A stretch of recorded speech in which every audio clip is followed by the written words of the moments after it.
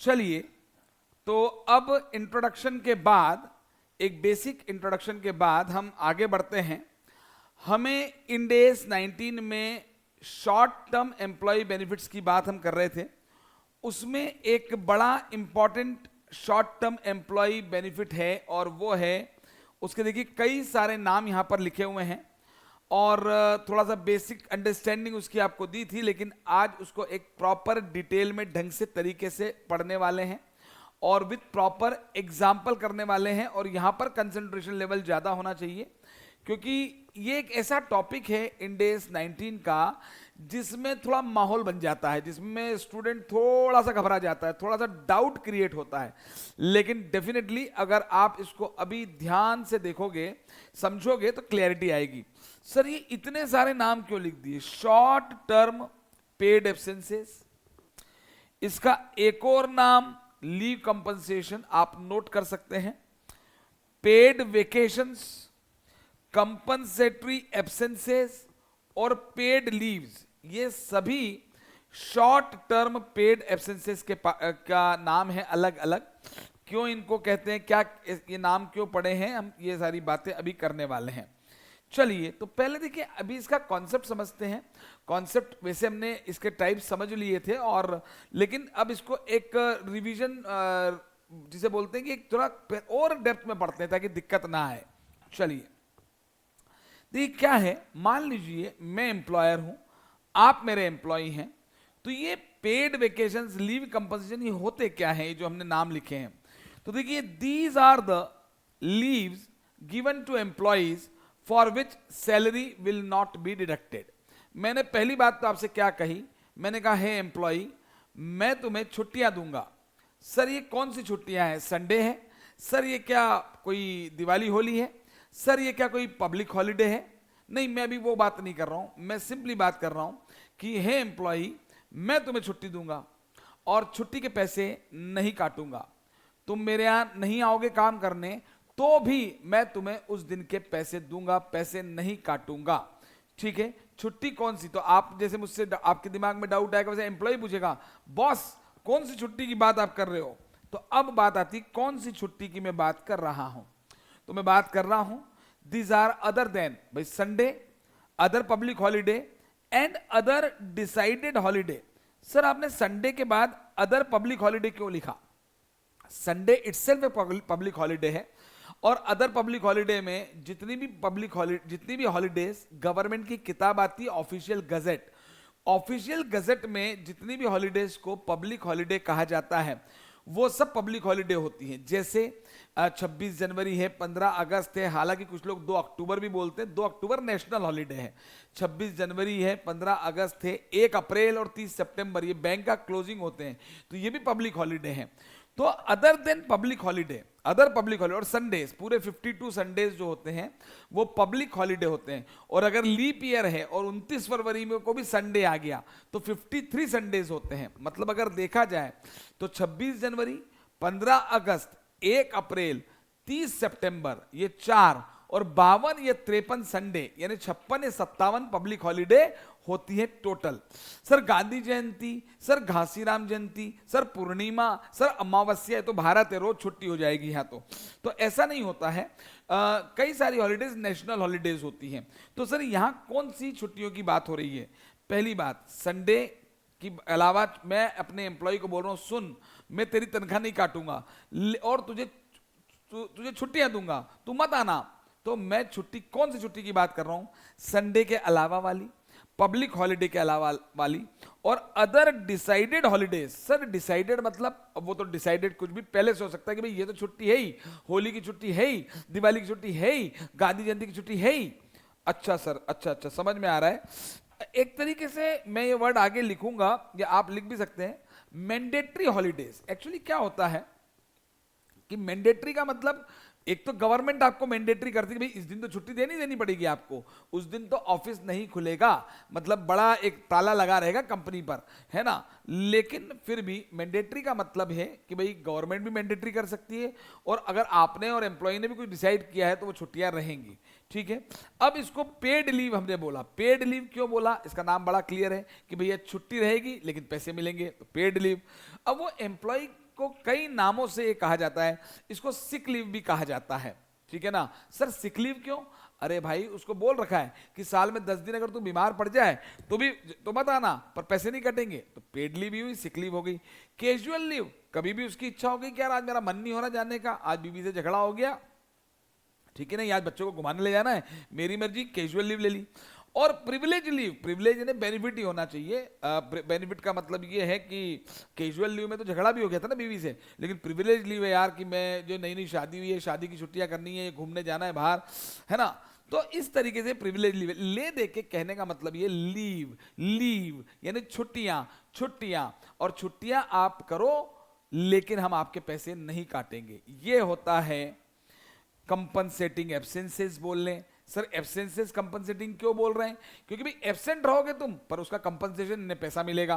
Paid leaves क्यों बोल रहे हैं? लीव पे रहोगे तुम, पैसा मिलेगा, ठीक है। पेड वेकेशंस क्यों बोल रहे हो? तुम छुट्टी मनाने घूमने जा रहे हो लेकिन पैसा मिलेगा, लीव कंपनसेशन। तो ये सारे नाम वही हैं। शॉर्ट टर्म क्यों बोला? क्योंकि इसको इंड एस 19 में इस तरह की जो छुट्टियों के बदले में जो भी आपको देना पड़ेगा अल्टीमेटली वो शॉर्ट टर्म एम्प्लॉय बेनिफिट की डेफिनेशन में है। तो यहां पर एक बड़ी जनरल अंडरस्टैंडिंग हम बात कर रहे हैं, ठीक है। चलिए अब यहां पर इसके बारे में बहुत बेसिक से पढ़ रहे हैं। चलिए तो यहां एक अब इंपॉर्टेंट बात ध्यान से सुनेंगे कि various type of paid leaves हैं, सिक लीव्स हैं, कैजुअल लीव्स हैं, प्रिविलेज लीव, यहां तक हो गया। अब इसकी जो थ्योरी है, इसका जो अकाउंटिंग ट्रीटमेंट है, इसकी जो एंट्रीज हैं, इसकी जो कैलकुलेशंस हैं, वो एक प्रॉपर समराइज नोट्स के रूप में हमने यहाँ लिखी हुई है। लेकिन जरा एक काम करते हैं, पहले एक कॉन्सेप्ट एग्जांपल मैं आपको बता देता हूँ, ठीक है। कॉन्सेप्ट एग्जांपल समझें। ये कॉन्सेप्ट एग्जांपल जो है ये एजुकेशन मटेरियल का एग्जांपल है और बड़ा सिंपल एग्जांपल है, बहुत जनरलाइज्ड एग्जांपल है। ये जनरलाइज्ड एग्जांपल आपको कई किताबों में भी मिल सकता है, कई किताबों में मिल जाएगा, इतना जनरलाइज्ड एग्जांपल है ये। तो कंसिडर एन एग्जाम्पल, नहीं मेरा नहीं मेरा बनाया हुआ कोई एग्जाम्पल नहीं, जनरल एग्जाम्पल है, बिल्कुल सिंपल। ये सिर्फ आपको अभी पेड लीव के बारे में कॉन्सेप्ट समझाएगा कि आखिर paid leave short term compensated absences का मतलब क्या होता है। सर क्या होता है? जैसे मान लीजिए आपने एक वर्ड सुना होगा पैकेज, कि यार उसका इतने का पैकेज लगा, उसका इतने का पैकेज लगा, वो 15 लाख के पैकेज पे गया। उस पैकेज का टेक्निकल नेम होता है कंपनी की भाषा में। हमारे लिए जो पैकेज होता है ना एम्प्लॉय के लिए, वो कंपनी एम्प्लॉयर के लिए सीटीसी होता है, cost to company, cost to company. Obvious सी बात है, कंपनी के लिए कॉस्ट है तभी तो एम्प्लॉय के लिए इनकम है, बेनिफिट है, और इसीलिए तो इस इंडेस का नाम एम्प्लॉय बेनिफिट है। तो इस बात को समझें कि अब एक एम्प्लॉय का एग्जाम्पल ले रहा हूं मैं। मान लो आप हो और आपको एक पैकेज लगता है किसी कंपनी में, एनुअल सैलरी 30 लाख की, 30 लाख की। मैं प्रैक्टिकल लाइफ में बता रहा हूं, ये जो शॉर्ट टर्म कंपनसेटेड एब्सेंसेस, ये छुट्टियों की अकाउंटिंग जो हम पढ़ रहे हैं ना, इसमें बड़ा कंफ्यूजन है। प्रैक्टिकल लाइफ में बड़ा कंफ्यूज होते हैं लोग, है ना। और खास तौर पे वो लोग जो नए नए जॉब में जाते हैं उनको तो समझ में नहीं आता ये हो क्या रहा है। तो आप अभी इमेजिन करिए कि आप सीए बन चुके हैं, तो कैसा महसूस हो रहा है? अच्छा लग रहा होगा ना सीए बन गए तो। और सैलरी भी देखो मैंने कितनी जबरदस्त ली है आपके लिए, 30 लाख रुपए का पैकेज आपका लिया है, तो आपको मजे आएंगे। 30 लाख रुपए की सैलरी दिलवा दी सर ने यार, सुबह सुबह मजा आ गया। एनुअल सैलरी आपकी 30 लाख है, ये कॉस्ट टू कंपनी है और ये आपका पैकेज है, ठीक है। पहले एग्जांपल, फिर थियोरेटिकली इसको हम और समराइज फॉर्म में ढंग से, समरी भी रहेगी और पूरा कॉन्सेप्चुअल भी रहेगा, वो लिखवा दूंगा मैं आपको, है ना। अब इमेजिन करिए कि जनरल अजम्पशन क्या होता है कि साल में 365 दिन होते हैं। मैं भी लीप ईयर नहीं मान रहा हूं, वरना 366 लेना पड़ेगा मुझे। तो 365 दिन साल में होते हैं, हाँ सर होते हैं। तो जनरली क्या बोलते हैं लोग कि 30 लाख रुपए का ईयरली पैकेज है और साल में 365 दिन होते हैं, तो लोग सोचते हैं मेरी 1 साल काम करने की सैलरी है। तो ये तो आप भी समझते नहीं, ऐसा नहीं है। But above is not for 365 days, ये 365 दिन की सैलरी नहीं होती है। सर अरे क्या बात करो सर, एनुअल लिखा है। यस, लिखते एनुअल सैलरी है, लिखते एनुअल सैलरी है, लेकिन ये 365 दिन की सैलरी नहीं होगी। आप क्यों मेरे से जिद करते हो, क्यों बहस करते हो, क्यों मुझे घूरते हो?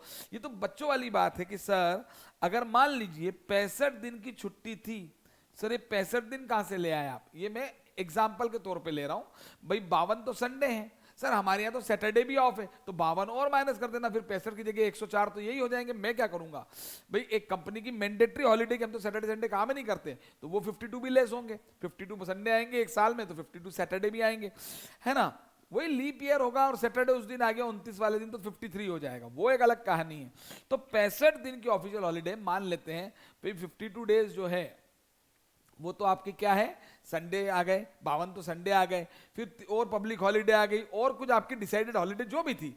आपको तो ये क्लियर है, mandatory by law, mandatory by government, mandatory by employer employ contract, कि भाई वो तो पहले दिन से क्लियर था कि दिवाली की तो छुट्टी देंगे, मैं घर पे पूजा नहीं करूंगा क्या दिवाली की, मैं तो धनतेरस की भी छुट्टी लूंगा साहब। और पहले ही क्लियर था कि धनतेरस की छुट्टी होती है, हमारे यहाँ दिवाली का 4 दिन का ऑफ होता ही होता है, दिवाली पे कोई पब्लिक हॉलीडे थोड़ी है वो, पर वो डिसाइडेड हॉलीडे है।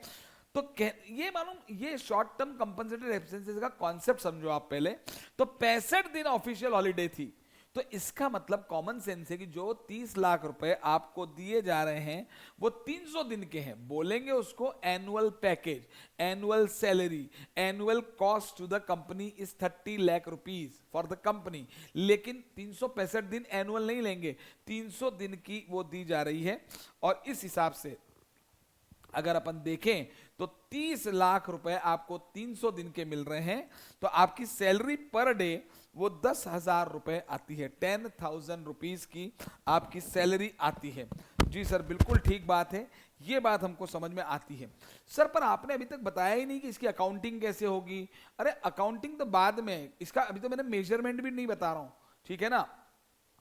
जो है एक जनरल आइडिया आपको दिया था, एक अक्यूमुलेटेड लीव के बारे में मैंने आपको शॉर्ट टर्म कंपनसेटेड एब्सेंसेस के बारे में बताया था कि कितने तरह की होती है, लेकिन आज एग्जैक्टली उसका एक डिटेल्ड खोल रहे हैं, आज उसके बिल्कुल खोलने पे उतारू आ गए, चिथड़े चिथड़े उड़ाएंगे इसके, एक एक चीज समझेंगे।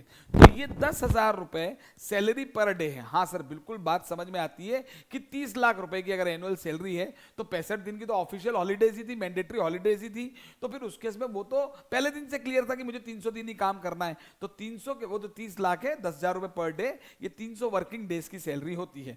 ठीक है, अब जरा कहानी की शुरुआत करते हैं। अब पिक्चर में हीरो की एंट्री होती है। सर हीरो कौन है इस इंडेस 19 का? अभी फिलहाल के लिए हीरो है पेड लीव, क्योंकि मुझे उसी की वो पेड लीव एम्प्लॉय के लिए बेनिफिट है। सर कैसे बेनिफिट है? अरे बॉस छुट्टी ले ले और पैसे नहीं कटेंगे, बेनिफिट नहीं है क्या?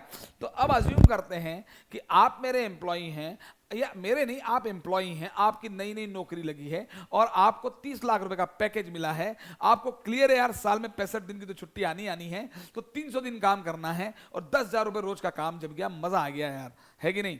मजा आ गया। अब 10,000 रुपए रोज बोल दिया है, इसको घंटे आवर्स मत देख लेना वरना फ्रस्ट्रेशन आ जाता है। 30 लाख के पैकेज में भी रोज के 15 घंटे 12 घंटे काम कराते तो 1,000 रुपए घंटा नहीं बैठता, तो वो मत सोचना। फिर दिमाग में आता है अरे यार हमारे यहाँ तो प्लम्बर और इलेक्ट्रीशियन आके 1,000 रुपए तो 15 मिनट के ले जाते हैं, तो वो मत सोचना। अभी अभी उसके प्लस माइनस बहुत सारे हैं, ठीक है। खैर नो अज्यूम, अब अज्यूम करिए कि एम्प्लॉयर ने आपकी जिंदगी में एक और खुशी दे दी। उसने कहा बॉस 20 डे की पेड लीव है तेरी।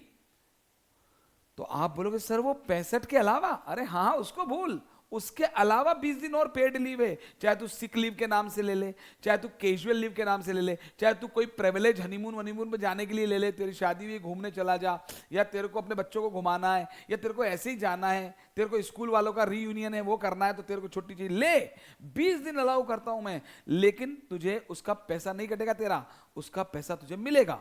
अरे वाह सर ये तो बड़ी गजब की बात है, बड़ा बेहतरीन ऑफर है ये तो अब इसका मतलब है लॉजिकली सोचिए कि 300 माइनस 20 अगर मैं करूंगा तो इसके वर्किंग डेज कितने होंगे? ठीक है ना, 280 वर्किंग डेज आएंगे इसके। इसको तो एक तरीके से अगर लॉजिकली सोचें तो इसको जो 30 लाख रुपए मिल रहे हैं वो तो 280 वर्किंग डेज के मिल रहे हैं, 280 वर्किंग डेज के मिल रहे हैं। मैं ये नहीं कहूंगा कि अभी आप 280 से डिवाइड करके सैलरी पर डे चेंज कर दो, मैं वो नहीं कहूंगा, लेकिन मैं ये कहूंगा कि इसको 280 दिन के 30 लाख रुपए मिल रहे हैं, क्योंकि आपने उससे कहा कि बॉस अगर तुम मुझसे छुट्टियां ले लोगे, अगर तुम उससे छुट्टी ले भी लोगे, उस 300 में से भी ऑफिशियल मैंडेटरी हॉलीडेज हटाने के बाद 300 दिन तुम्हें काम करना था, उसमें भी अगर तुम 20 दिन नहीं आओगे तो मैं तुम्हारे पैसे नहीं काटूंगा। तो इसका मतलब है कि 300 वर्किंग की जगह 280 वर्किंग करने पर भी उसका इफेक्ट, पेमेंट इफेक्ट नहीं होगा और 30 लाख रुपए उसको मिलेंगे। Yes sir. तो इसका मतलब अब मुद्दा क्या आता है? मैंने एक छोटी सी यहां पे ट्विस्ट पैदा करने की कोशिश की कि मान लीजिए उसने 20 की जगह 21 दिन की छुट्टी ले ली, 20 की जगह 21 दिन की छुट्टी ले ली, तो 20 वो सैलरी, इसीलिए तो सैलरी पर डे 10,000 ही रहेगी, क्योंकि वो 20 दिन के पैसे कटने ही नहीं है। लेकिन अगर उसने अब 1 दिन की छुट्टी ले ली, 21 दिन की ले ली, तो 20 दिन के पैसे नहीं कटेंगे, लेकिन उसकी 1 दिन की सैलरी कट हो जाएगी, कट हो जाएगी। चलिए, तो ये बात सर हमको समझ में आती है। सर अगर वो 25 दिन की छुट्टी ले लेता तो 20 दिन के पैसे नहीं कटते, लेकिन 5 दिन के पैसे कट जाते। सर वो 35 दिन की ले लेता तो 20 दिन के नहीं कटते, 15 दिन के कट जाते ऊपर वाले। ये बिल्कुल सिंपल साधारण बात है। तो ये बेसिक बात हो जाती है क्लियर। अब देखिए, इसमें अब हमको एक चीज मैंने आपको बता रखी है, और ध्यान दें कि ये जो शॉर्ट टर्म कंपनसेटेड एब्सेंसेस होती हैं, इसमें हमने बात की थी कि ये 2 तरह की होती है, अक्यूमुलेटिंग और नॉन अक्यूमुलेटिंग। अक्यूमुलेटिंग और नॉन अक्यूमुलेटिंग। और अक्यूमुलेटिंग में 2 तरह की होती हैं, एक होती है वेस्टेड और एक होती है अनवेस्टेड। एक होती है वेस्टिंग और एक होती है नॉन वेस्टिंग। तो ये क्या होता है जरा ध्यान दें। अपने को मालूम है बेसिकली क्या होता है कि मान लीजिए मैंने आपको इस साल बोला 20 दिन की छुट्टी दूंगा, है ना। अब आपने मान लीजिए 20 दिन में से एक भी दिन छुट्टी नहीं ली, ठीक है ना, आपने बिल्कुल छुट्टी नहीं ली। भाई आप बहुत सिंसियर एम्प्लॉय हो, आप बहुत डेडिकेटेड एम्प्लॉय हो, आपको मालूम था कि आप छुट्टी ले सकते हो, पैसे नहीं कटेंगे, फिर भी आप चले गए। आप बहुत डेडिकेशन वाले हो, आप बहुत सिंसियर हो, या आप बिल्कुल एम्प्लॉयर के गुलाम हो, उसके मतलब जिसे बोलते हैं ना चापलूस टाइप के हो। बोले यार क्यों, अपन तो जाएंगे, देखो छुट्टी दे रहा है ताकि बॉस सोचेगा देखो यार क्या एम्प्लॉय यार मस्त यार है। बिल्कुल ऐसे भी कुछ चापलूस टाइप के लोग भी होते हैं। तो खैर कहने का मतलब यह है कि आपने 20 दिन की छुट्टी नहीं ली, तो नॉन अक्यूमुलेटेड का मतलब है कि वो छुट्टी आपकी अगले साल लैप्स हो जाएगी, आप अब उसका कोई उपयोग नहीं कर सकते, कुछ भी नहीं होगा, कुछ भी नहीं होगा। Non accumulating. सर 20 में से 5 ले ली तो 15 लैप्स हो जाएगी, 5 ले ली तो 15, सर 19 ले ली तो 1 लैप्स हो जाएगी। मतलब अगले साल उसका कुछ नहीं होगा। मतलब इस साल जो होना है वो अभी हो जाएगा, जो होना है वो अभी हो जाएगा, जो होना है वो उसी साल हो जाएगा। Non accumulating, non accumulating, non accumulating paid leave, sick leave, PL, SL, privilege leave, non accumulating compensating absences, कुछ भी बोल लो। नॉन अक्यूमुलेटिंग मतलब छुट्टी ली तो ठीक, नहीं ली तो कुछ भी नहीं होगा, वो लैप्स हो जाएगी। नॉन अक्यूमुलेटिंग है वो, है ना। लेकिन अगर अक्यूमुलेटिंग है तो उसका क्या मतलब है। अक्यूमुलेटिंग है मतलब इस साल आपकी 20 छुट्टी थी, आपने 15 ली, 5 रह गई, वो 5 अगले साल कैरी फॉरवर्ड हो जाएगी, तो अगले साल की 20 और 5 25 हो जाएगी आपके पास। जनरली वैसे एक ही साल कैरी फॉरवर्ड होती है, जनरली प्रैक्टिकल लाइफ में एक ही साल कैरी फॉरवर्ड होती है, लेकिन वो नियम है भाई, हो सकता है वो आगे भी कैरी फॉरवर्ड हो जाए, ठीक है ना। तो जनरली भाई अपन एग्जाम्पल के पॉइंट ऑफ व्यू से एक साल का मानते हैं कि नेक्स्ट ईयर में 25 लीव हो जाएगी, क्योंकि 20 तो उस साल वाली रहेगी, और 5 जो पिछले साल आपने नहीं ली थी वो, भाई करंट ईयर में आपकी 20 लीव है, आपने 2 ही ली, तो 18 छुट्टियां बच गई, तो वो 18 कैरी फॉरवर्ड अगले साल हो जाएगी, और अगले साल की 20 तो रहेगी, तो 38 लीव्स आपके खाते में आ जाएगी। तो ये होती है अक्यूमुलेटिंग, ये होती है अक्यूमुलेटिंग, ये होती है अक्यूमुलेटिंग। और अक्यूमुलेटिंग में भी 2 होती है, वेस्टिंग और नॉन वेस्टिंग, वेस्टिंग और नॉन वेस्टिंग। वेस्टिंग और नॉन वेस्टिंग का अंतर ये है कि अगर अक्यूमुलेट हो गई, अक्यूमुलेट होती रही, तो आपको पैसा मिलेगा ही मिलेगा। मतलब आपने जो छुट्टी नहीं ली थी, आपने जो छुट्टी नहीं ली थी, अनयूज्ड थी, अनअवेल्ड थी, तो भी आपको उसका पैसा मिलेगा ही मिलेगा। जॉब छोड़ते वक्त इकट्ठी हो जाती, लीव कंपनसेशन पढ़ते थे इनकम टैक्स में। लेकिन एक और बात मैं बताता हूं, जॉब छोड़ते वक्त जितने आपके खाते में अनयूज्ड अनअवेल्ड लीव रहती है, उसके बदले में तो सैलरी कैश मिलता ही मिलता है जॉब छोड़ते वक्त। पर अभी हम जॉब छोड़ने तक क्यों जाएं, हम तो ये बोलते हैं कि हमारा करंट ईयर में हमारी 20 छुट्टियां थी, हमने 15 ले ली, 5 बच गई, अगले साल मान लीजिए वो अक्यूमुलेट होके आ गई, अक्यूमुलेटेड थे तो अगले साल की 20 और 5 25 हो गई, है ना। तो अगले साल भी मैं उस छुट्टी को यूज कर सकता हूं, पर अगले साल भी मैंने उसको यूज नहीं किया मान लीजिए, तो मुझे कैश मिल जाएगा। हाँ, जॉब छोड़ने में तो मिलना ही मिलना है, पर कई कंपनी एक साल ही एक्यूमुलेट करती है तो कैश दे देती है। सर नॉन वेस्टिंग हो तो नहीं, नॉन वेस्टिंग हो तो कैश नहीं मिलेगा भाई। 5 छुट्टी इस साल बच गई थी, आपने नहीं ली, अगले साल कैरी फॉरवर्ड हो गई, एक्यूमुलेट हो गई, और अगर कंपनी ने बोला एक ही साल कैरी फॉरवर्ड होगी, तो नॉन वेस्टिंग है तो लैप्स हो जाएगी, फिर कैश नहीं मिलेगा। तो 2 तरह की छुट्टियां हैं, ये जो पेड एब्सेंसेस हैं, ये अक्यूमुलेटिंग है, नॉन अक्यूमुलेटिंग है। अक्यूमुलेटिंग में वेस्टिंग है, नॉन वेस्टिंग है। अक्यूमुलेटिंग है, इकट्ठी होगी छुट्टियां, वेस्टिंग है, पैसा भी मिलेगा। अक्यूमुलेटिंग है, इकट्ठी होगी छुट्टियां, नॉन वेस्टिंग है, पैसा नहीं मिलेगा, लैप्स हो जाएगा। नॉन अक्यूमुलेटिंग है तो इस साल छुट्टी मिल जाएगी तो मिल जाएगी, पैसा तो कभी नहीं मिलेगा, छुट्टी मिलना होगी मिल जाएगी, लेनी होगी ले लोगे आप, नहीं ले पाओगे तो लैप्स हो जाएगी। ठीक है, तो यहां तक की बात बिल्कुल क्लियर थी, है ना। अब हम एक काम करते हैं, हमने कुछ बेसिक कैलकुलेशन सीख ली थी, लेकिन मैं एक इसी ये जो है कॉन्सेप्ट्स को हम आगे बढ़ाते हुए एक जनरल एग्जांपल अगेन यहां पर लेते हैं, जिससे इसकी अकाउंटिंग बिल्कुल क्लियर हो जाएगी, फिर हम थ्योरी पर आएंगे। हालांकि मैंने आपको कॉन्सेप्ट बताया था कि नॉन अक्यूमुलेटिंग का क्या करना है, अक्यूमुलेटिंग का क्या करना है, लेकिन अभी एक बार इस एग्जाम्पल को आप समझेंगे।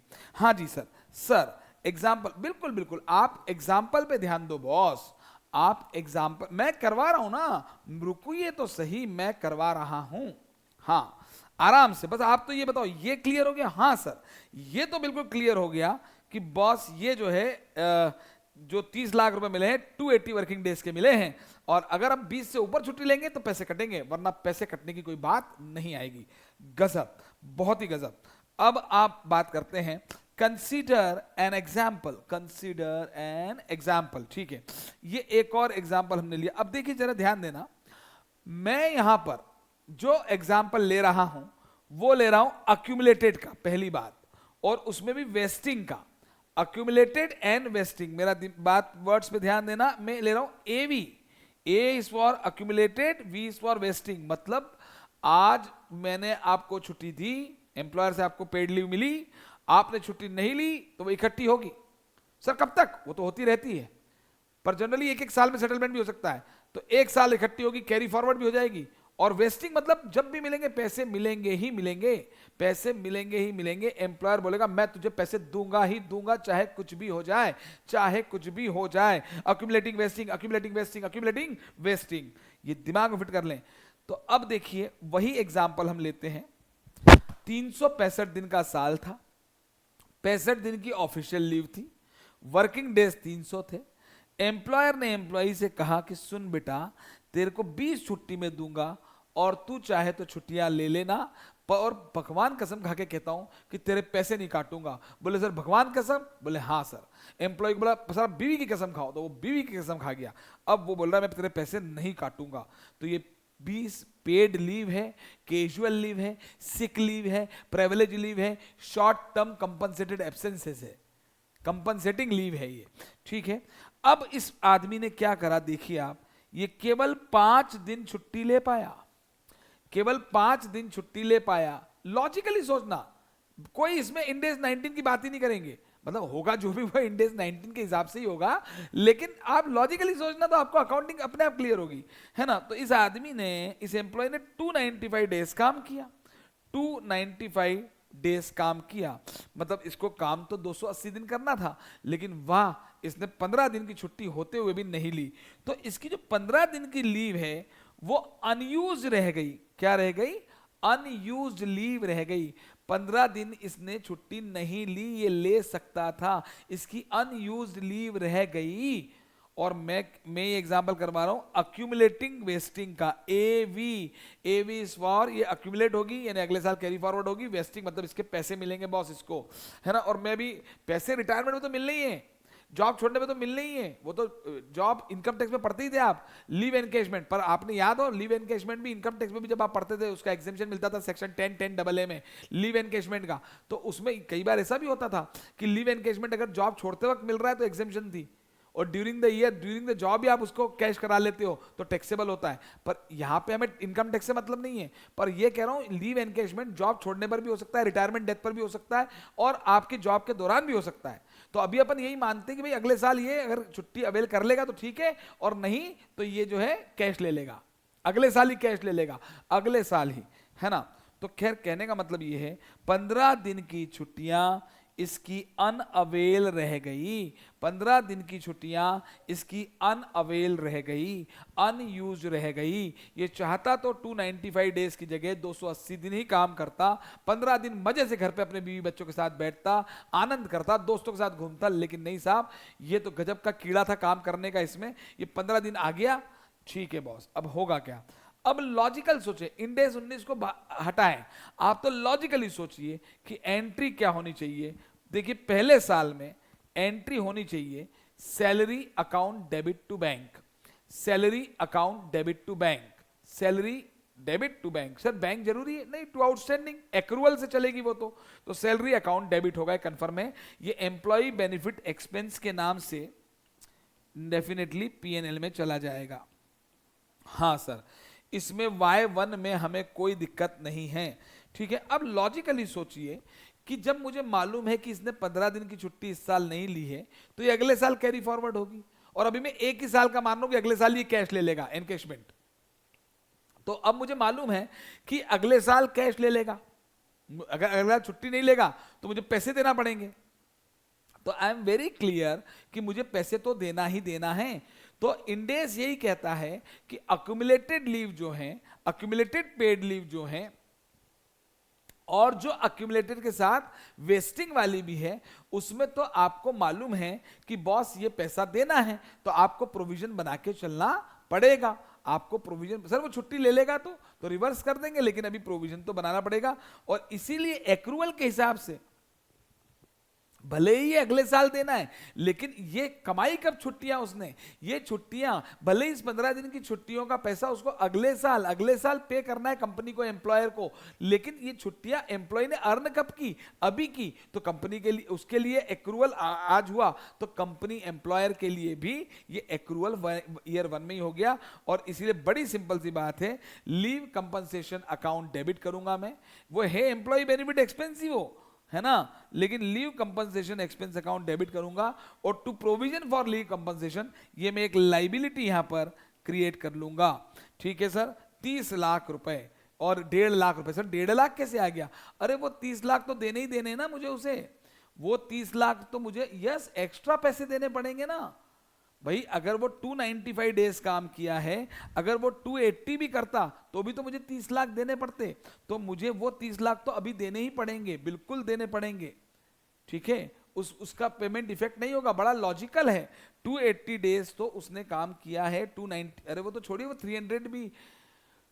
300 डेज पर ही उसको 30 लाख देने थे, यस। और उसको हमने 20 दिन की छुट्टी दी तो 280 पर ही देने थे 30 लाख, ये तो 15 दिन वो एक्स्ट्रा आ गया, तो 30 लाख रुपए तो देने ही देने पड़ेंगे। सैलरी वो डेबिट होगी, उसके अलावा 10 दिन वो 10 दिन के पैसे नहीं कटेंगे उसके, तो वो आया, हाँ सर डबल पेमेंट हो रहा है, बिल्कुल डबल पेमेंट हो रहा है, तो 1.5 लाख रुपए उसको हमें प्रोविजन बनाना पड़ेगा। और नेक्स्ट ईयर मैं अज्यूम करता हूं कि नेक्स्ट ईयर, अभी सैलरी टू बैंक तो हो गई होगा, नेक्स्ट ईयर की कोई इंफॉर्मेशन नहीं दे रहा हूं, नेक्स्ट ईयर उसकी सैलरी टू बैंक 30 लाख तो हो गई होगा, हाँ 30 लाख रुपए हो गई होगा।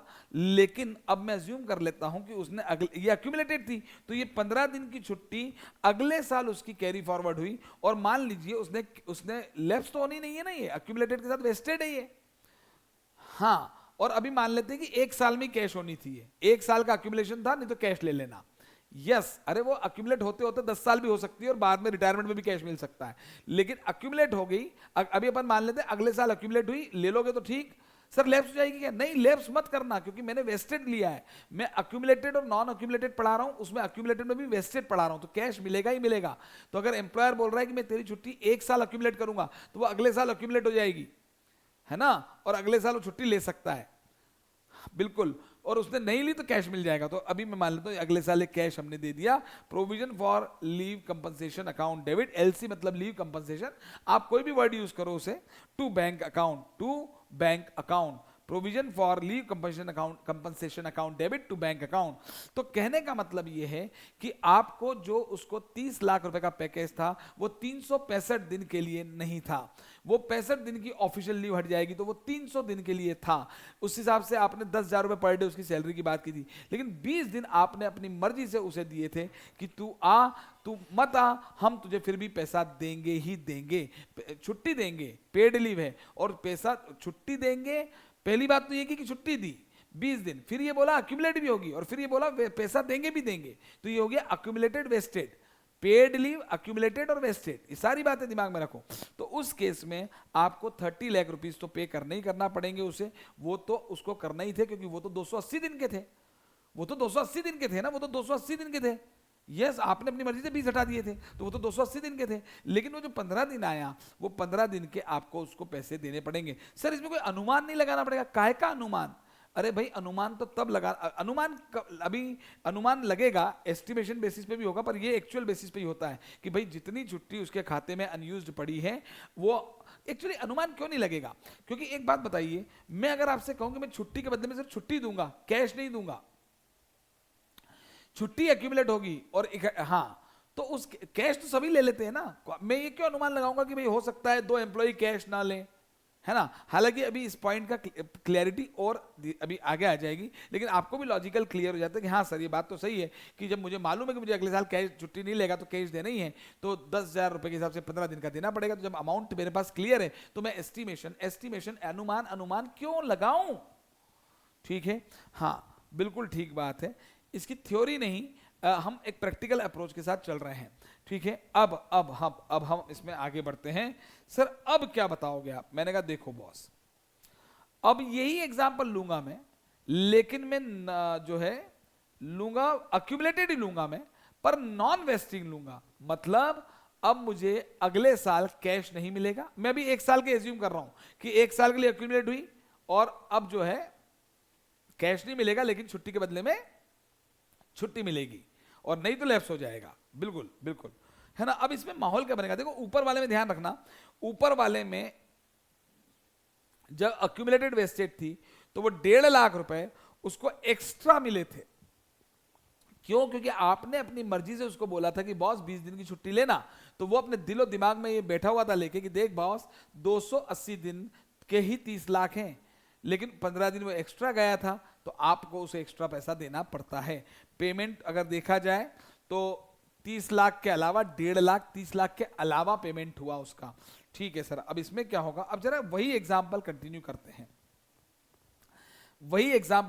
करते हैं, मतलब सेम एग्जाम्पल है ये ऊपर वाला कि भैया 365 दिन थे, 65 दिन की ऑफिशियल हॉलीडे थी, 300 दिन वर्किंग करना थी, 300 दिन के 30 लाख थे, एम्प्लॉयर ने बोला 20 दिन की छुट्टी मेरी तरफ से पैसे नहीं काटूंगा, और उसने 5 दिन की छुट्टी ले ली और 295 दिन काम किया, 15 दिन उसके खाते में पड़े हुए थे, लेकिन ये कैरी फॉरवर्ड तो होंगे पर वेस्टेड नहीं है, ये दिमाग में रखना। अब सर क्या होने वाला है? मैंने कहा देखो बॉस, अभी भी salary account debit to bank 30 lakh तो होना कंफर्म है। मुझे उसको इस साल 280 दिन के, पहले साल की बात हो रही है, 280 दिन के 30 लाख देने थे, वो तो 295 डेज आया है, तो मुझे 30 लाख तो देने ही पड़ेंगे, है ना? 15 दिन ज्यादा हैं वो, है ना? Salary account debit to bank 30 lakh. Sir इस Y1 में भी तो प्रोविजन कुछ करोगे क्या? मैंने कहा अभी Y1 जैसे पिछले वाले केस में अपन ने ईयर 1 में प्रोविजन 1.5 लाख का बना लिया था, अभी उस प्रोविजन पे मत जाओ, अभी उस पे दिमाग मत लगाओ, अभी अपन बात करते हैं ईयर 2 में क्या होगा। ईयर 2 पे एक बार स्विच करो पहले। सर क्यों सर? मैंने कहा करो तो सही, मेरी बात मानो, ये थोड़ा टिपिकल सेंसिटिव संवेदनशील मामला है। मैं बिल्कुल देखिए अभी तो कई लोगों को ये भी डाउट होता है सर अब इसमें तो पैसे देने ही नहीं है तो काय का प्रोविजन बना लें। अभी मत बात सुनो आराम से। सैलरी टू बैंक ये अपन पढ़ रहे हैं अक्यूमुलेटेड नॉन वेस्टेड, तो वो जो 30 लाख रुपए वो तो 280 दिन के ही आपको देने थे, तो वो तो आप दोगे ही दोगे। हाँ सर ये तो समझ में आ गया सैलरी टू बैंक।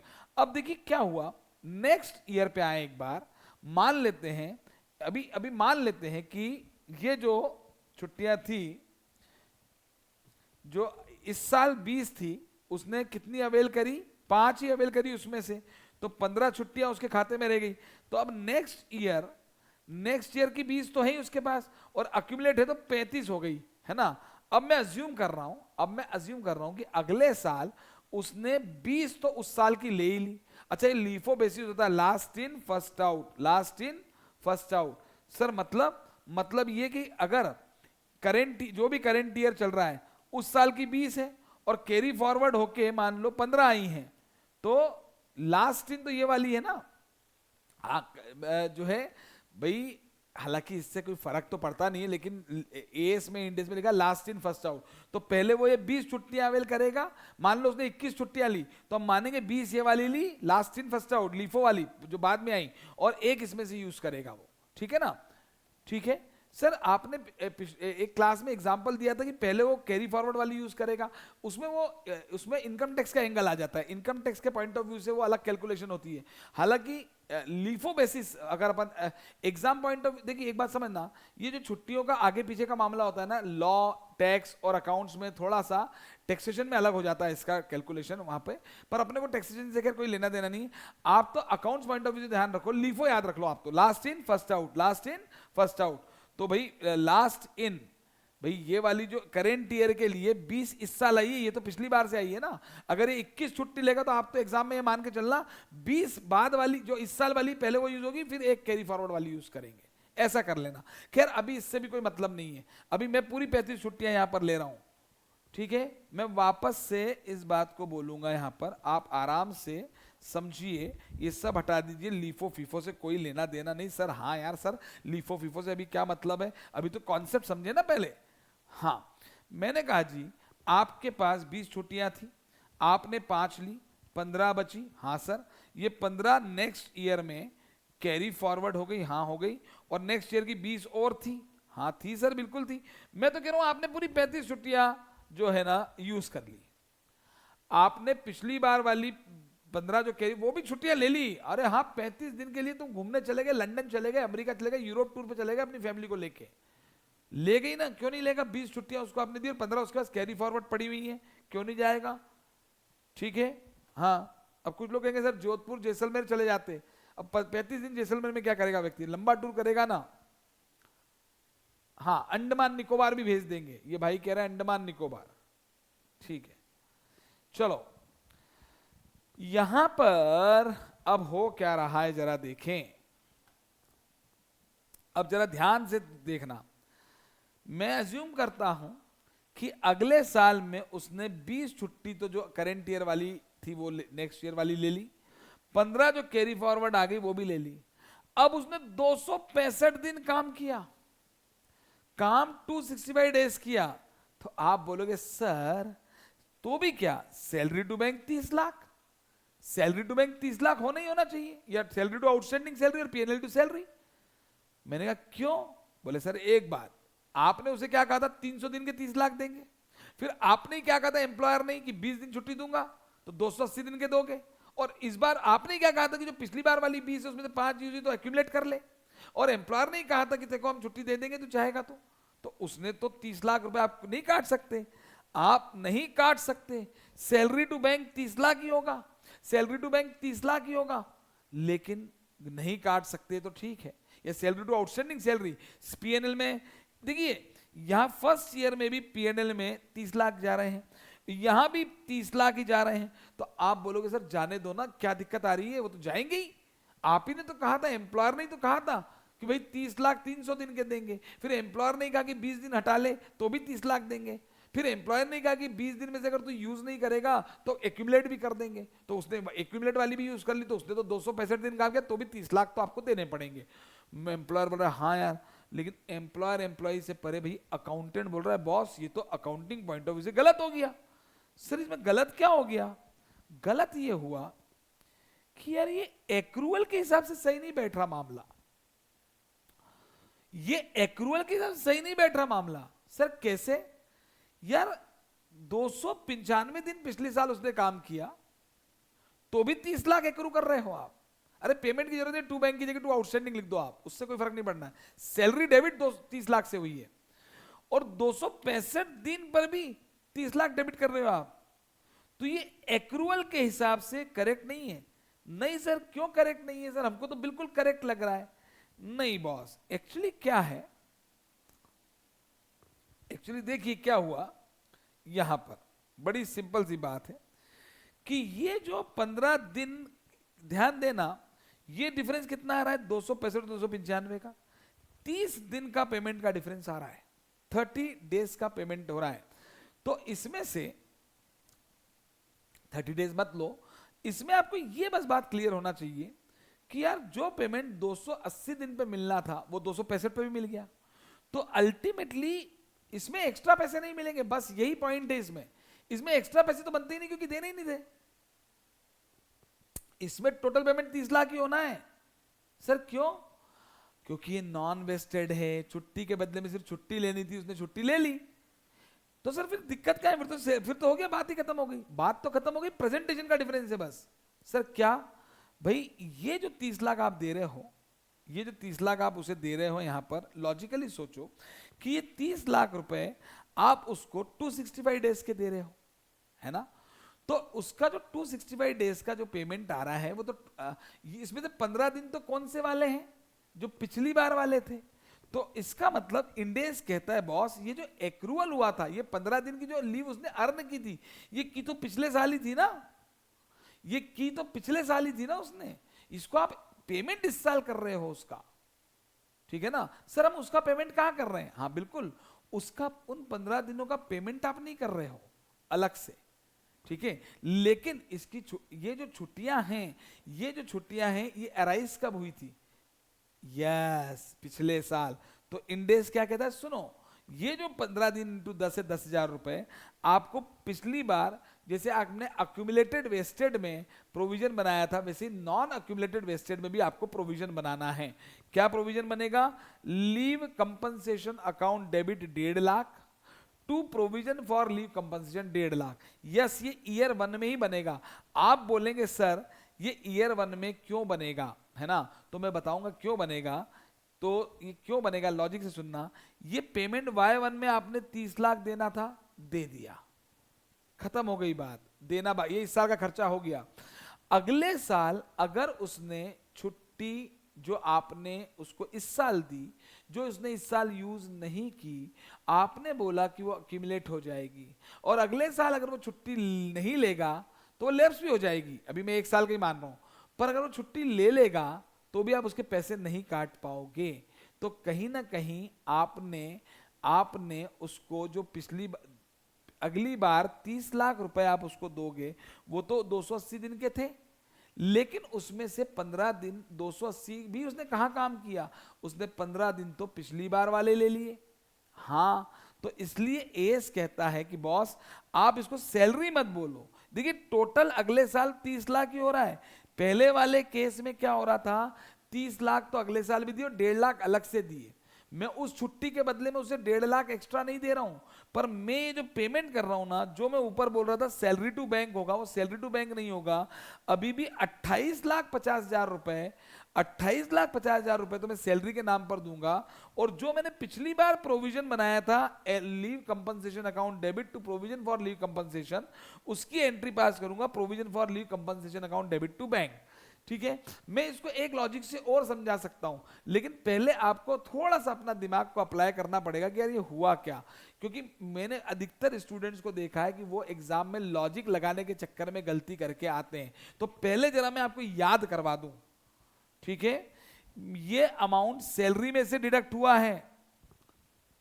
ये जो ऊपर मैंने 30 लाख की एंट्री की थी salary to bank second year में, अभी भी एंट्री 30 लाख की हो रही है, लेकिन सैलरी टू बैंक 28,50,000 से हो रही है और provision for LC to bank 1.5 lakh से हो रही है। अंतर सिर्फ इतना है कि ये सैलरी के नाम से आया और ये लाइबिलिटी रिवर्स हुई है, ये जो मैंने पिछले साल बना ली थी।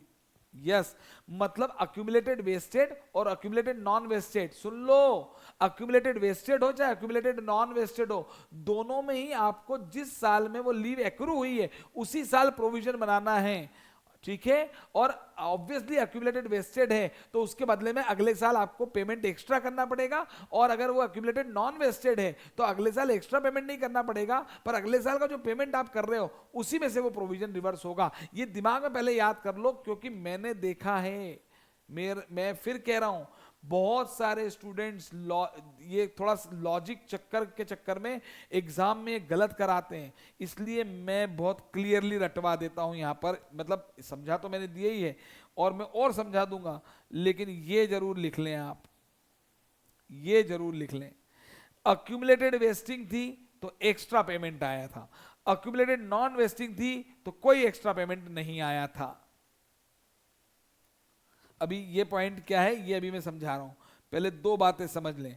अक्यूमुलेटेड वेस्टिंग थी तो एक्स्ट्रा 1.5 लाख गए थे, अक्यूमुलेटेड नॉन वेस्टिंग थी तो कोई एक्स्ट्रा पेमेंट नहीं आया था। अभी इतना पहले समझें, ठीक है?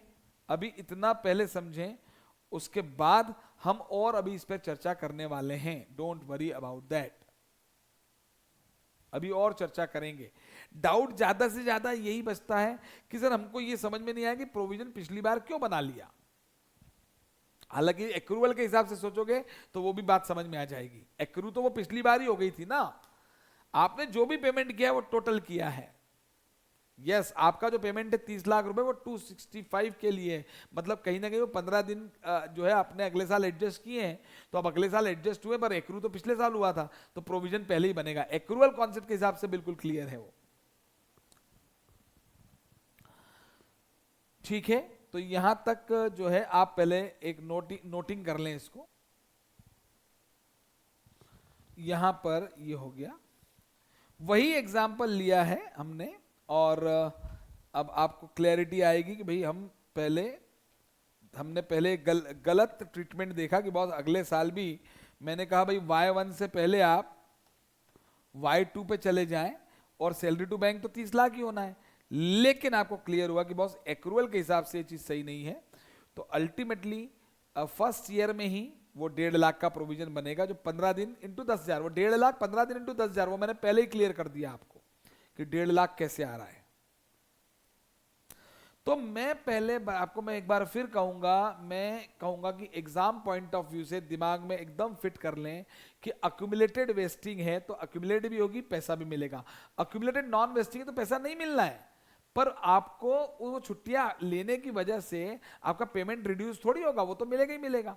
तो चूंकि वो छुट्टियां एक्रू पिछली बार ही हो गई थी, तो अपने को उसको बस बाइफरकेट करना है। कहने का मतलब ये है, अक्यूमुलेटेड वेस्टिंग में जो अक्यूमुलेटेड लीव है, अगर वो लीव नहीं ली तो उसका एक्स्ट्रा पेमेंट मिलेगा, लेकिन अक्यूमुलेटेड नॉन वेस्टिंग में जो अक्यूमुलेटेड लीव है जो कि नॉन वेस्टिंग थी, पैसा तो नहीं, उसका तो नहीं मिल रहा है, लेकिन उसका प्रोविजन अल्टीमेटली बनेगा, और वो करेंट जो जिस साल आप पे कर रहे हो उस साल की सैलरी से डिडक्ट होगा, मतलब सैलरी को कम दिखाएंगे और प्रोविजन अलग से दिखाएंगे, वो प्रोविजन रिवर्सल करेंगे, क्योंकि एक्रूवल के हिसाब से प्रोविजन पिछली बार ही बन गया था उसका। भाई बनेगा ना, क्यों नहीं बनेगा प्रोविजन?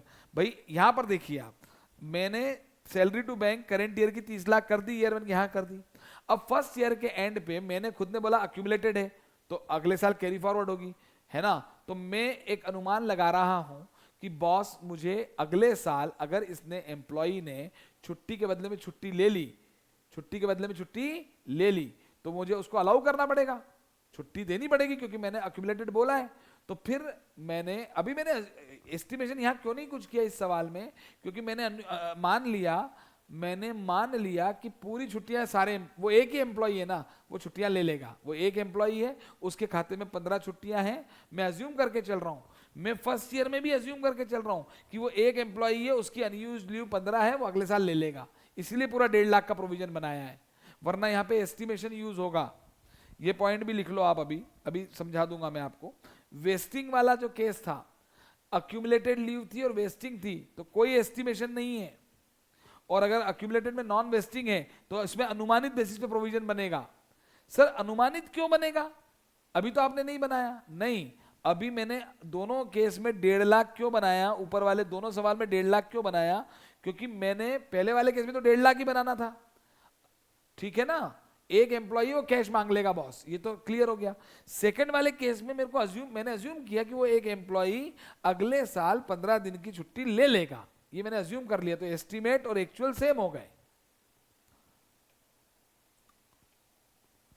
ठीक है। अभी इसको हम और क्लियर करते हैं, लेकिन पहले लिख लो। मैं एक बात बहुत ज्यादा श्योर हूं, मैंने बहुत स्टूडेंट्स को गलती करते हुए देखा है, मैं वो चाहूंगा कि आप वो गलती एग्जाम में ना करें। अक्यूमुलेटेड वेस्टिंग है तो जो सैलरी है उससे एक्स्ट्रा पेमेंट होगा, अक्यूमुलेटेड नॉन वेस्टिंग है तो वो जो सैलरी थी उसमें एक्स्ट्रा पेमेंट नहीं होगा, वो पिछले जो अनयूज्ड लीव थी उसका प्रोविजन पिछले साल ही बन जाएगा एक्रूवल के हिसाब से, और अगले साल जब वो पे होगा तो सैलरी के नाम से नहीं होगा, वो लायबिलिटी रिवर्स होगी। ये दिमाग में फिट कर लो आप सबसे पहले। अगर ये आपने कर लिया तो अब जरा हम इसकी थ्योरी को अच्छे से और लिखते हैं।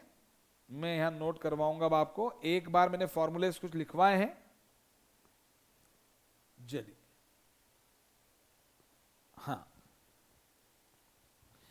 तो जैसा कि मैंने कहा कि भाई पेड लीव्स वो होती हैं जिसमें एम्प्लॉय को छुट्टी दी जाती है और उसके पैसे नहीं कटते, छुट्टी कौन सी?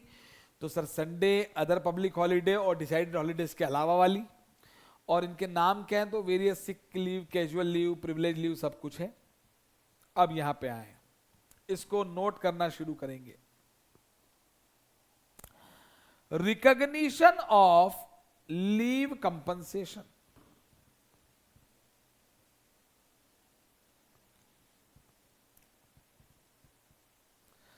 रिकॉग्निशन ऑफ लीव कंपनसेशन मतलब इंडेस 19 के हिसाब से लीव कंपनसेशन को, ये जो शॉर्ट टर्म एब्सेंसेस हैं, इनको रिकॉग्नाइज कैसे किया जाता है। ठीक है सर, ये दो तरह की होती हैं। एक होती है अक्यूमुलेटिंग पेड लीव्स, एक होती है non accumulating paid leaves. Paid leave बोल लें, सिक लीव बोल लें, प्रिविलेज लीव बोल लें, कंपनसेटिंग लीव बोल लें, कंपनसेटिंग एब्सेंसेस बोल लें, कुछ भी बोल लें। Recognition of leave salary, leave compensation, एक होती है अक्यूमुलेटेड, एक होती है नॉन अक्यूमुलेटेड। ठीक है, क्लियर। अक्यूमुलेटेड का मतलब अगर अनयूज या अनयूटिलाइज रह गई, कुछ भी बोल लो, तो वो कैरी फॉरवर्ड हो जाएगी अगले ईयर या ईयर्स, ईयर और ईयर्स। हाँ बिल्कुल, जनरली एक साल में एक साल कैरी फॉरवर्ड देते हैं जनरली, लेकिन वो इकट्ठी होती रहती है और एक साथ भी मिलती है। सर नॉन अक्यूमुलेटिंग मतलब मींस अनयूज्ड और unutilised leave not carry forward. देख रहे हैं आप, not carry forward to next year. Years कहां से, जब अगले साल ही नहीं होगी तो अब ईयर्स में कहां से हो जाएगी? तो carry forward to next year और ईयर्स, नॉट कैरी फॉरवर्ड, बात खत्म, to next year. Even in next year carry forward नहीं है। समझ में आ गई सर बात? दो तरह की होती है, accumulating, non accumulating. Accumulating, non accumulating. Sir accounting में हमको पूरी तरह क्लियर हो गई है, लेकिन वो थोड़ा सा नॉन वेस्टिंग वाले में दिक्कत आई। वो आपने बोला था कि एस्टिमेशन लेंगे, तो वो अभी हम उस पॉइंट पे आ रहे हैं। मैंने एक जनरल, हालांकि जब मैंने बेसिक फॉर्मूले लिखवाए थे एक जनरल, तो उसमें हमने अक्यूमुलेटिंग की बात, एस्टिमेशन की बात की थी। चलो खैर, यहां पर अब आगे बढ़ते हैं। अब अक्यूमुलेटिंग में दो बातें होंगी, एक तो होगी वेस्टिंग की और एक होगी, लिखा नहीं हमने, नॉन वेस्टिंग। यहां लिखना पड़ेगा, ये लिख देते हैं भाई, नॉन वेस्टिंग।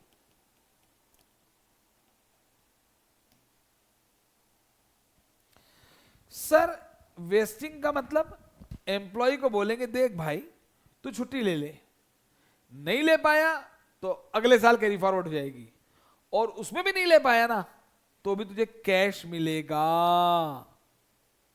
ठीक है, अभी मैंने नेक्स्ट ईयर लिखा है, मैं मान रहा हूं अगले साल, एक साल के बाद मिल जाएगा, अदरवाइज वो रिटायरमेंट में तो मिलता ही है ना। और मैंने लिखा है लीविंग द जॉब, और एम्प्लॉय को बोला कि नहीं बॉस कैश वैश के भरोसे मत रहना, तू अगले साल एक्सेस छुट्टी ले लेगा, एक्सेस छुट्टी ले लेगा तू। मतलब अगले, इस साल 20 है, 5 ले ली, 15 रह गई, तो अगले साल तू 20 वो और 15 ये 35 ले लेना, एक्सेस लीव मिल जाएगी, पैसे नहीं मिलेंगे अलग से नहीं मिलेंगे। दैट इज द पॉइंट, अलग से नहीं मिल रहे हैं, पर वो 15 दिन साला जो है वो एक्रू तो अगले साल हुआ, पिछले साल हो गया था ना, इसलिए प्रोविजन पहले बना लिया। सर थोड़ा थोड़ा समझ में आता है। अब एक्सेस लीव मिल जाएगी। अब देखिए दोनों के लिए एएस क्या कहता है, सेम बात लिखिए। ये कब रिकॉग्नाइज करना है? जिस साल लीव अर्न हुई थी, जिस साल लीव अर्न हुई थी, मतलब year in which unused leave arises. Accrual तो उसी साल हो गया था ना उसका, सेम केस है, year in which unused leave arises. Accumulated में, वो अक्यूमुलेटेड में एक बात क्लियर हो गई कि छुट्टी के बदले में जो पैसा देना पड़ेगा वो एक्स्ट्रा देना पड़ेगा, क्योंकि वो उसने अवेल नहीं की थी छुट्टियां, अनअवेल्ड की तो बात हो रही है। और नॉन वेस्टिंग के केस में उसको छुट्टी के बदले में एक्स्ट्रा छुट्टियां मिल जाएंगी, पैसा एक्स्ट्रा नहीं देना पड़ेगा। लेकिन इनका रिकॉग्नाइज कब करना है? On the date when leaves are earned by employees. जब एम्प्लॉइज ने वो छुट्टियां अर्जित की, जब उन्होंने अर्न की, मतलब जब आपको एक्रूअल आई, तभी रिकॉग्नाइज करना है। इंडेस 19 कहता है अक्यूमुलेटेड वेस्टेड हो या अक्यूमुलेटेड नॉन वेस्टेड हो, आपको उनको recognise in the year of arising, earning, अर्जित करने वाले साल में, एक्रूअल में ही करना है। तो कौन सी नई बात है भाई, ऐसे ही होता है, ठीक है ना। तो जब when leaves are earned, accrued, तो एंट्री बनेगी जिस साल में, दोनों में देख लीजिए, leave compensation account debit to provision for LC, मैंने दोनों में सेम एंट्री लिखी है।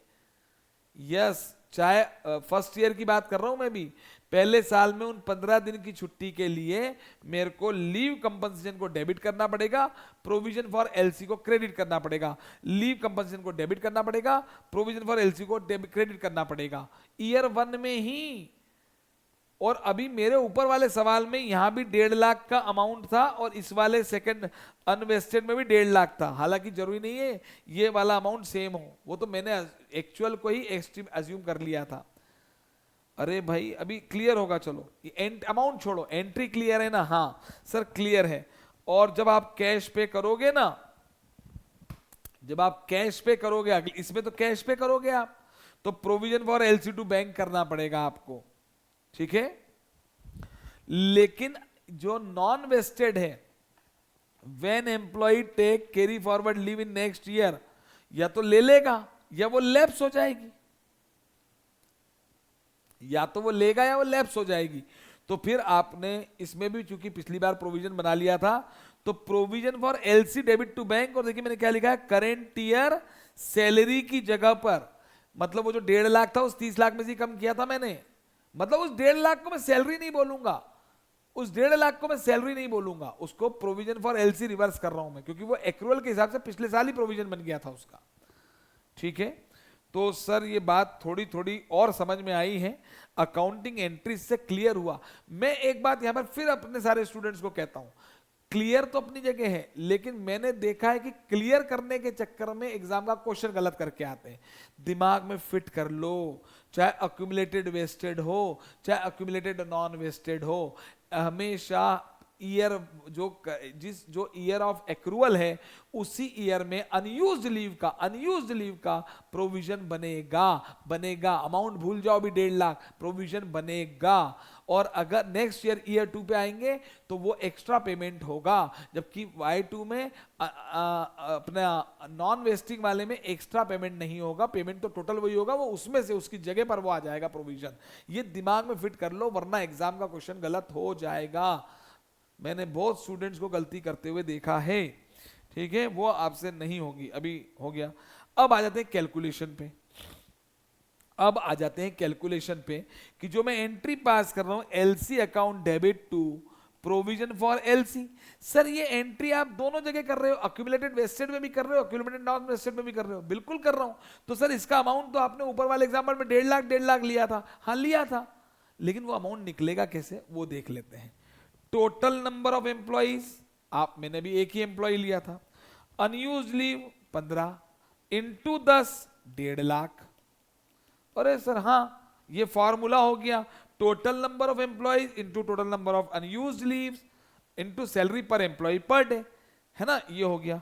अब एक्चुअली यहां देखिए, ये ऊपर वाले सवाल में मैंने अक्यूमुलेटेड नॉन वेस्टेड में भी 1.5 लाख ले लिया था, वहां 1.5 लाख नहीं आएगा, वहां 1.5 लाख तब आएगा जब मेरे, देखिए सुनिए ना, मेरे को इस वाले में तो क्लियर है। एक बात बताओ, एम्प्लॉय कितना भी डेडिकेटेड हो, कितना भी चापलूस हो, उसने भले ही छुट्टी नहीं ली, वो भले ही छुट्टी वाले दिन भी काम पे आ गया, पर जब आप उसको कैश दोगे तो लेगा ही ना।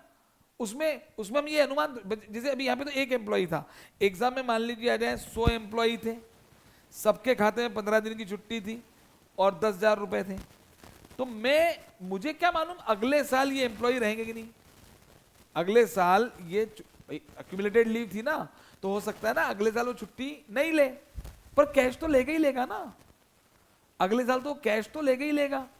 अरे छोड़ के भी चला जाएगा तो उसको मालूम है कि उसके खाते में यार 15 छुट्टियां हैं, तो कैश तो सब ले लेंगे, इसलिए कोई अनुमान नहीं लगाना। छुट्टी सब लेंगे कि नहीं लेंगे, समझिए बात को, अक्यूमुलेटेड लीव है और पेस्टेड है, सुनो, अक्यूमुलेटेड लीव है और वेस्टेड है, अक्यूमुलेट होगी मालूम है, और वेस्टेड तो कैश भी मिलेगा, तो कैश सब लेंगे, तो जितना है उतना ले लेंगे कैश, इसमें कोई एस्टिमेशन नहीं है।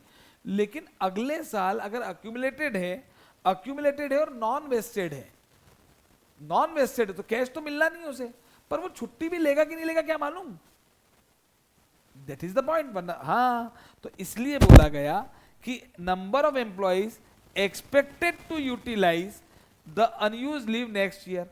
अभी मैंने मान लिया था वो जो एक एम्प्लॉई है वो लेगा, मैं तो कह रहा हूं छुट्टी लेगा, और number of unused leave expected to utilise, तो मैंने मान लिया 15 छुट्टियां वो लेगा, और वो सैलरी 10,000 थी, इसलिए मेरा दोनों में 1.5 लाख आ गया था।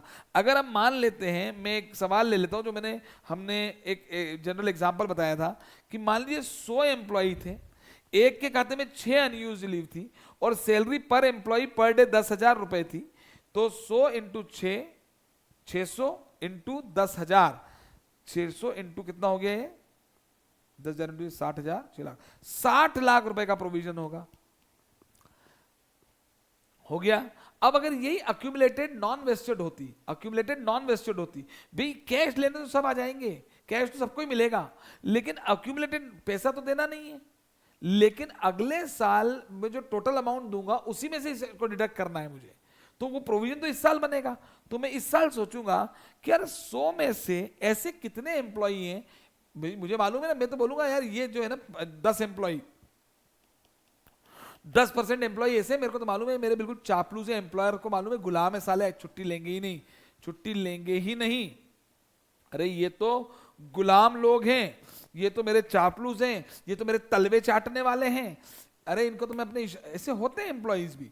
तो एम्प्लॉयर को लग रहा है कि बॉस 100 में से 90% एम्प्लॉई ऐसे हैं जो अभी भी छुट्टी अगले साल भी नहीं लेंगे, ये साले पक्के गुलाम है, इनटू 90 लोग छुट्टी लेंगे, लेकिन उनकी जो अनयूज लीव थी मान लो 15 दिन थी, उसमें से भी मुझे लगता है अनुमानित कि यार ये 15 दिन तो नहीं लेंगे, मेरा पास्ट एक्सपीरियंस कहता है कि 15 दिन का 60% यानी 9 छुट्टियां ही लेंगे, और इनटू फिर सैलरी पर डे 10,000।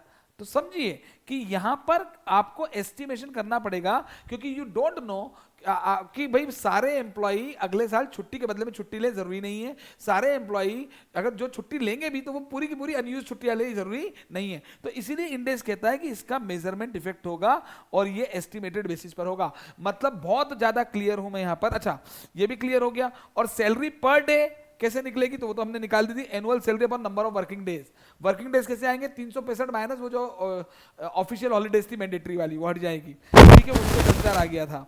उसके बाद वर्किंग डेज का मतलब होता है जब कंपनी का बिजनेस प्रीमाइसेस ओपन रहता है, कंपनी का बिजनेस प्रीमाइसेस ओपन है, अरे संडे को छुट्टी रहेगी, सैटरडे छुट्टी वो भी हटेगा, बिल्कुल बता दिया था। तो all days other than Sundays, other public holiday and other decided holidays, ये मैंने बहुत क्लियर कर दिया, ये हो गया, ठीक है। So this is the case.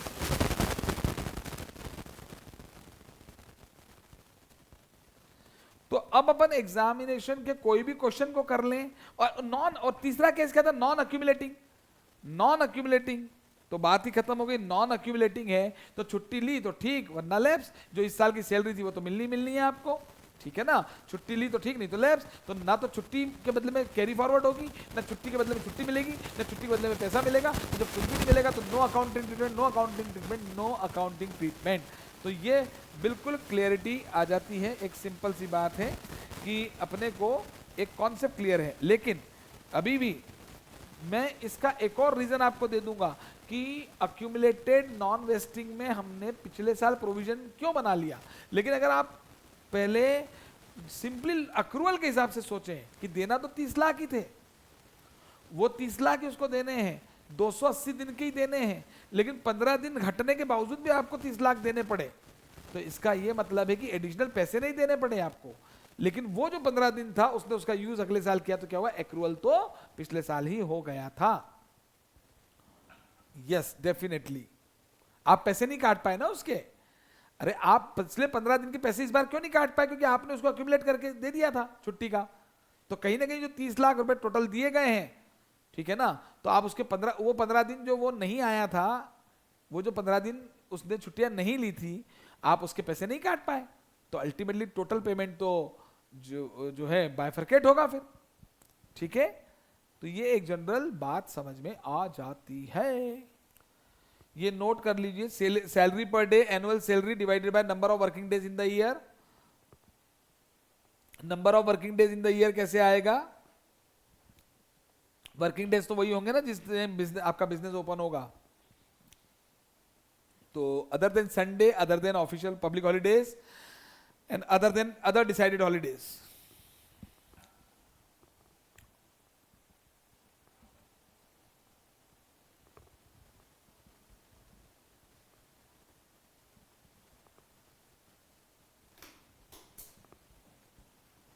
Sir second वाला।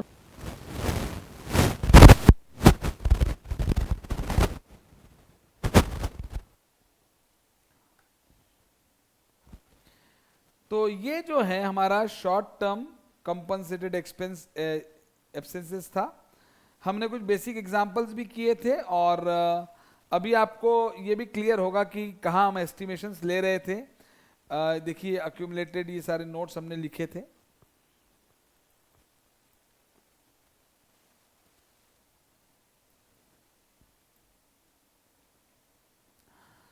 अच्छा, एक बात अब यहाँ पे क्लियर होनी चाहिए वापस से। बैलेंस शीट डेट के जो भी हमारा रिपोर्टिंग एंटिटी का जो भी रिपोर्टिंग पीरियड है, उस डेट की जो बैलेंस शीट है, बैलेंस शीट डेट के विद इन 1 ईयर जो हमको पे करना है वो एसटीईबी है। बैलेंस शीट डेट से 1 साल के बाद लेकिन अभी जॉब की कंटिन्यूटी में जो करना है वो अदर एलटीईबी है। बैलेंस शीट ध्यान देना, आज हम डिसाइड करते हैं कि एम्प्लॉयमेंट के बाद इसको देंगे, वो पोस्ट एम्प्लॉयमेंट है, और निकालते वक्त जो देंगे वो टर्मिनेशन बेनिफिट है। वो 4 बेनिफिट्स थे, ये दिमाग में रखना।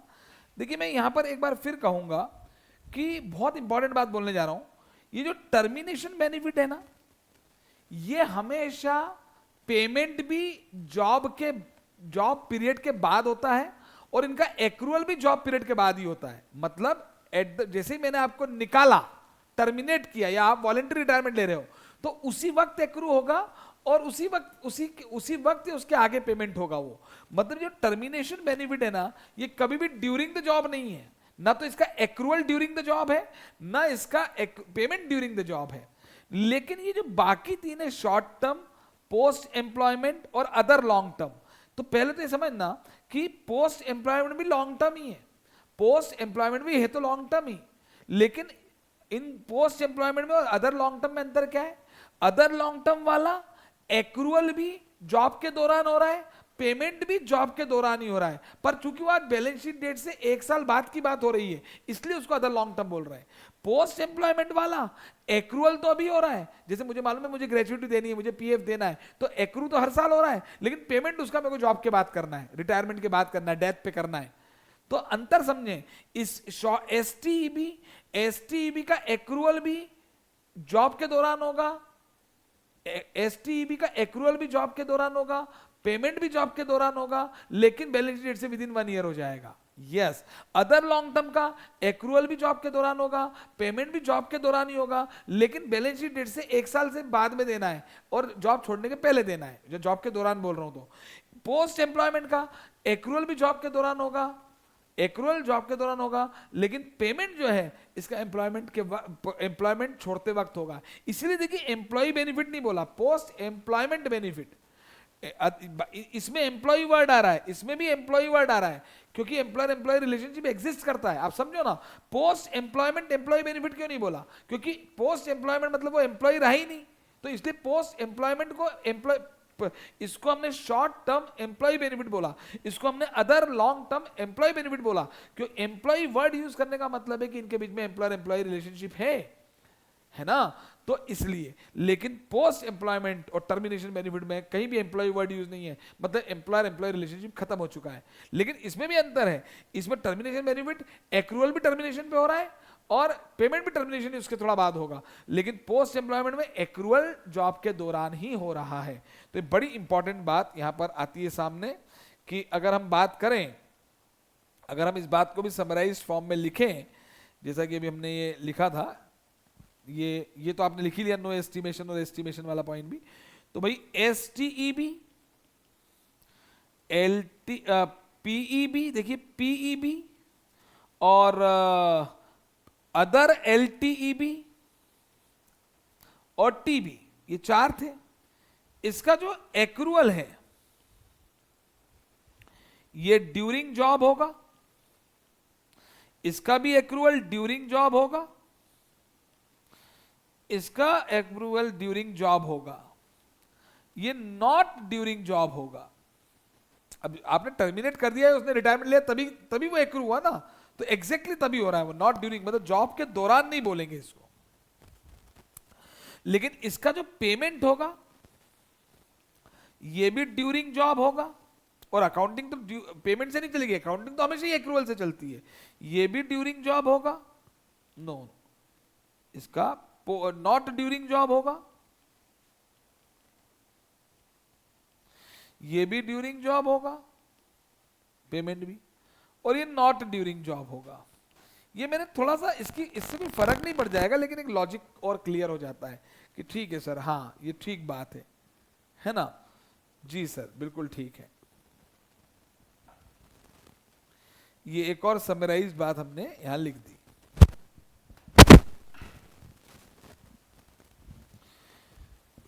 ठीक है, तो शॉर्ट टर्म एम्प्लॉय बेनिफिट की अकाउंटिंग चल रही है अभी, जिसमें हमने पहले तो एक नॉर्मल अकाउंटिंग बताई थी कि भाई एम्प्लॉय बेनिफिट को डेबिट करेंगे, बैंक को क्रेडिट करेंगे, एक्स्ट्रा पेमेंट कर दिया तो असेट आ जाएगी प्रीपेड, और कम पेमेंट किया तो आउटस्टैंडिंग आ जाएगी लायबिलिटी।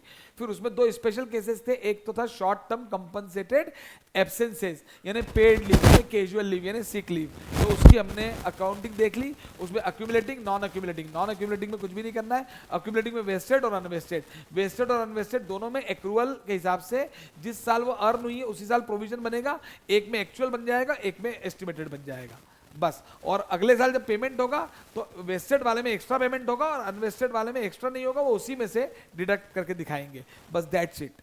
ये बड़ी सिंपल बात है, ठीक है। और बाकी कोई और चर्चा करनी है तो वो भी करेंगे, लेकिन आराम से, कोई जल्दबाजी नहीं है। ये हो गया।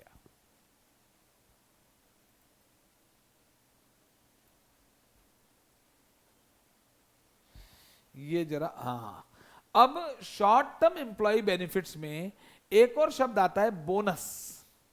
एक और चीज है बोनस। बोनस का भी एक स्पेशल ट्रीटमेंट, अकाउंटिंग ट्रीटमेंट अलग से बोला। सर बोनस शॉर्ट टर्म क्यों है? जनरली आप परफॉर्मेंस पे देते हैं, तो जो करेंट ईयर कंप्लीट हुआ तो उसकी परफॉर्मेंस जो उसने की उसके विद इन ईयर ही तो आप उसको पेमेंट कर दोगे, तो इसलिए बोनस को भी हमेशा शॉर्ट टर्म एम्प्लॉय बेनिफिट माना गया है। तो सर बोनस की एंट्री क्या होगी? अरे बड़ी सिंपल है बॉस, बोनस की एंट्री एम्प्लॉय की नस नस में क्या भर दिया? बोनस। तो bonus is recognised on the date when condition to receive bonus is met by employ. फालतू नोटंकी करते रहते हैं। Again accrual. अरे भाई जब जिस कंडीशन पे मैं मेरे आपको आपका एम्प्लॉयर बोनस दे रहा है, आप एम्प्लॉय हो, तो मैं एम्प्लॉयर हूं मान लीजिए, तो मैंने आपको आपने वो कंडीशन पूरी कर दी तो आप बोनस के लिए एंटाइटल्ड हो गए, तो आपके लिए बेनिफिट है, मेरे लिए एक्सपेंस है, तो मैं रिकॉर्ड करूंगा उसको। बोनस रिकॉग्नाइज कब होगा? जिस दिन condition to receive bonus is met out. Met out, ठीक है सर। इसकी एंट्री क्या होगी? ले एंट्री बताओ क्या यार? एक्रूअल के हिसाब से हो जाएगी। Bonus account debit to outstanding bonus बोलोगे तो भी लायबिलिटी है, और टू प्रोविजन फॉर बोनस बोलोगे तो भी लायबिलिटी है। Bonus account debit to provision for bonus, bonus account debit to provision for bonus. बहुत ही सिंपल है यार। फिर when bonus is paid after being accrued, जब पे करोगे, अरे सर क्या बात कर रहे हो, पेमेंट ये लो sir, outstanding bonus to bank या provision for bonus to bank, बात खत्म हो गई सर। सर ये तो बड़ा सिंपल है, ये तो बड़ा सिंपल है, पर सर इसका अमाउंट कैसे आएगा? इसका अमाउंट कैसे आएगा? अमाउंट कैसे आएगा? नाइस। कैसे क्या आएगा? सिंपल है यार, ये लो। या तो क्वेश्चन में दिया रहता है कि भाई इतने एम्प्लॉइज थे, उनमें से इतने लोगों ने कंडीशन पूरी करी, 100 एम्प्लॉय में से 90 लोगों ने कंडीशन पूरी कर दी, और एक एम्प्लॉय को 10,000 रुपए का बोनस था, तो ये 9 लाख रुपए मस्त रुपए बोनस की एंट्री हो जाएगी। सर कई बार बोनस जो है वो आपने कहा था प्रॉफिट शेयरिंग प्लान भी होता है।